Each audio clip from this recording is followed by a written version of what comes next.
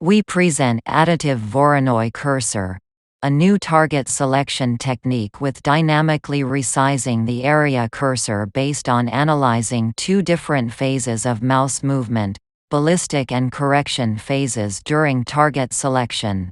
To select a target, user first perform ballistic cursor movement with fast speed aiming to the target roughly, then correct the cursor position with slower movement towards the desired target. Therefore, after the ballistic movement, the desired target should be located within local region near to cursor. Targets appear on the screen can be divided into respective area dynamically based on both target distribution and cursor velocity. We define additively weighted Voronoi diagrams with selectable targets by assigning larger weights to nearby targets in the correction phase. Thus the effective areas of nearly targets are enlarged and can be selected easier and faster.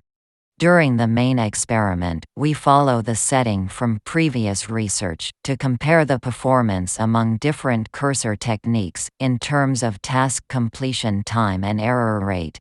16 circular candidate targets of 8, 16 or 32 pixels in radius were evenly distributed on a large circle with the possible diameter of 256, 512, and 768 pixels, which defined the movement amplitude.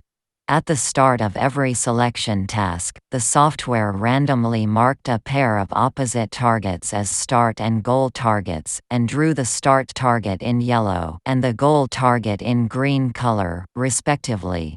When a target was captured by the cursor, it was surrounded by a blue stroke.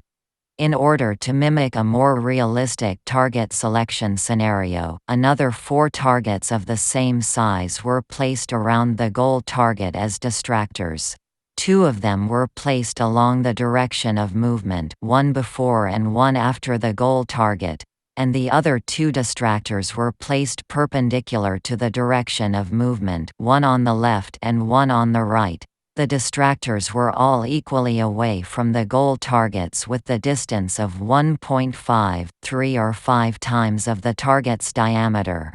Another set of distractors were placed along the path from the start target to the goal target. The number of these distractors was determined by the amplitude. They were distributed in a 20 degrees slice beginning from the start target to the nearest main distractor. Participants were instructed to click the start target first and then select the goal targets as quickly and as accurately as possible. We had compared our cursor technique with recent developed area cursor methods. The results of user study and experiments show that our method performs significantly better on certain configurations.